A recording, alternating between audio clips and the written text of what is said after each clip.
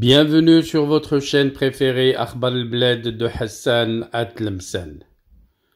États-Unis, New York exactement, le siège des Nations Unies, alerte générale. Dans quelques instants, il faut tout évacuer, il faut vider la salle des Nations Unies, car le grand menteur, le président de tous les menteurs à travers le monde, va prendre la parole. L'Algérie est profondément convaincue que le respect et la promotion des droits de l'homme sont la pierre angulaire de tout système politique crédible et œuvre à les renforcer par tous les moyens possibles. C'est le premier mensonge qu'avait déclaré ainsi le président Abdelmjid Tebboune dans son discours prononcé hier à New York devant les 193 pays membres à part entière de l'Assemblée générale de l'Organisation des Nations Unies. Des membres qui ont préféré quitter la salle, ils ont presque tous quitté la salle, car ils savaient que ça allait inonder de mensonges. Tebboune a ajouté que cette conviction émane de l'attachement du peuple algérien aux droits de l'homme. Il s'avère malheureusement, et tout le monde le sait, et c'est pour cela d'ailleurs que tout le monde avait quitté la salle. Il s'avère que cette affirmation du président algérien ne correspond pas du tout à la réalité amèrement quotidienne des droits civiques, des libertés publiques ou individuelles de la population algérienne. Tout le monde le pense, tout le monde a tenu à le dire juste après le discours du président Tebboune. Preuve en est précise un opposant en France. Entre 2020 et 2023, plusieurs lois ont été ajoutées à l'arsenal juridique déjà répressif de l'Algérie pour étouffer la liberté d'association et de réunion. Le code pénal a été modifié pour inclure un article prévoyant jusqu'à 14 ans de prison pour la réception de fonds étrangers dans le cadre d'une organisation ou d'une association. D'autres précisent.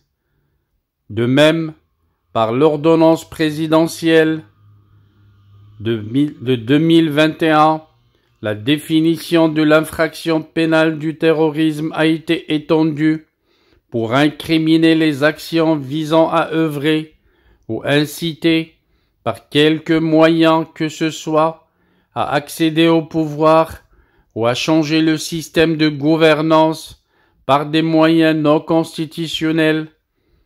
D'autres opposants précisent qu'en mars 2023, une loi sur les syndicats a été adoptée visant à contrôler étroitement l'activité syndicale.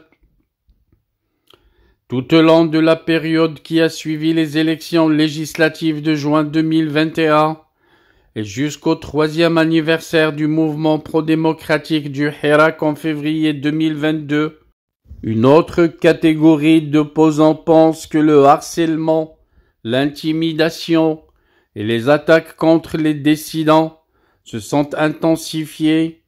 Fin 2022, on comptait déjà 280 activistes, manifestants et personnes critiques du gouvernement emprisonnés pour leur participation au mouvement du Hirak.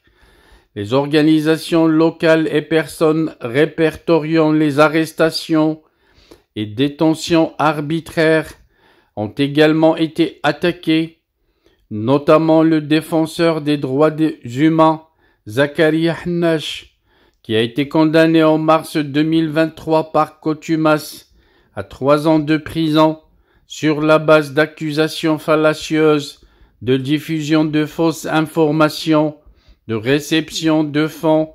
Ajoutez également l'atteinte à la sécurité de l'État et à l'intégrité du territoire national, des accusations, que de fausses accusations, et tout ça les membres des États membres aux Nations Unies le savent très bien, et c'est pour ça qu'ils ont préféré quitter la salle pour laisser Tebboune se raconter ses mensonges à lui-même et à ses membres de sa délégation. Les tribunaux ont continué de prononcer des condamnations à mort, y compris pour des raisons politiques. La dernière exécution dans le pays remontait à 1993. Le rédacteur en chef du média d'investigation d'Algérie Part, Mohamed Abdelrahman Sammar, a été condamné en octobre à la peine capitale pour haute trahison parce qu'il avait révélé des informations à propos de contrats pétroliers algériens. Toutes ces réalités démentent catégoriquement ces propos très élogieux de Tebboune concernant la situation des droits de l'homme en Algérie. Ce sont les vérités dérangeantes que le président algérien n'a jamais osé dire à New York, ni ailleurs à l'étranger, pour ne pas reconnaître qu'il est un dictateur atroce et dangereux pour son propre peuple, un serviteur des militaires dictateurs qui lui dictent ce qu'il doit faire et qu'il fait avec plaisir et volonté. Comment donc ces mêmes membres des pays membres des Nations Unies peuvent-ils croire ce que dit Tebboune au sujet du Sahara marocain? Comment vont-ils accepter ce qu'il était en train de dire au sujet des séparatistes terroristes qu'il finance et qu'il arme pour toucher l'intégrité territoriale d'un État membre des Nations Unies? Les mensonges se sont succédés, les bluffs également, et les crimes contre l'humanité que commettent les décideurs du régime algérien sont connus par tous les membres des Nations Unies.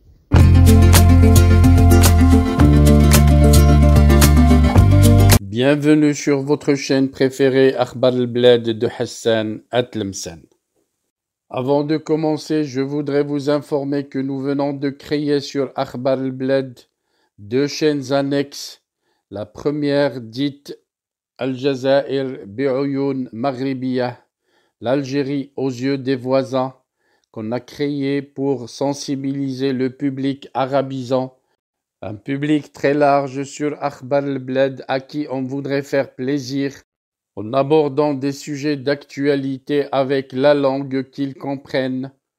La deuxième chaîne dite Isli Amazir Morocco pour faire connaître la chanson Amazir, commune aux deux cultures, la culture marocaine et la culture algérienne. Je vous demande donc de vous abonner à ces 2 chaînes et de les soutenir. La première traitera beaucoup de sujets en arabe sur l'Algérie, sur le Maghreb, et la deuxième qui diffusera des chansons, de très belles chansons amazigh, la chanson amazigh que nous aimons tous, y compris moi. Soutenez donc ces 2 chaînes, écoutez-les, et restez branchés sur Akhbar al-Bled de Hassan Atlemsen, la chaîne principale qui sera quotidienne. Les 2 autres chaînes peut-être ne seront pas animées de la même cadence, mais vous y trouverez, chacun en ce qui le concerne, des sujets qui vous intéressent. Restez donc fidèles à Akhbar al-Bled de Hassan Atlemsen. N'oubliez pas de vous abonner à Algérie aux yeux des voisins, Al-Jazair bi'Uyun Maghribiyah, mais aussi abonnez-vous à Isli Amazir Morocco. Nous y serons avec vous sur les 3 chaînes, Inch'Allah.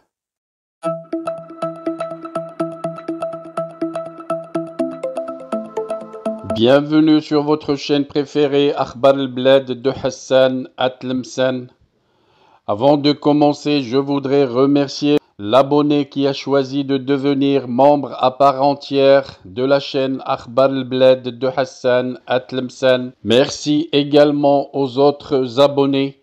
Si vous ne désirez pas devenir membre à part entière et participer au développement et à l'amélioration de la chaîne, vous pouvez continuer comme simple abonné. C'est gratuit. Vous aussi, vous pouvez souscrire à la chaîne et devenir membre à part entière de la chaîne Akhbar al-Blad de Hassan Atlemsen. C'est pas cher, c'est juste 3 € à peu près et vous devenez membre à part entière en participant au développement et à l'amélioration de votre chaîne préférée. Pour devenir membre, il vous suffit de cliquer sur l'icône rejoindre juste en dessous de la vidéo. Vous pouvez également participer au développement et à l'amélioration de la chaîne à travers les super chats lors des diffusions directes, mais aussi par des super stickers. Sinon, vous pouvez partager avec des super thanks pour remercier la chaîne pour une vidéo qui vous a plu. Je vous citerai dans chaque vidéo le nom des nouveaux membres à chaque fois que quelqu'un d'entre vous a décidé de devenir membre à part entière. Restez donc branchés sur votre chaîne préférée Akhbar al-Blad de Hassan Atlemsen et bienvenue à vous tous.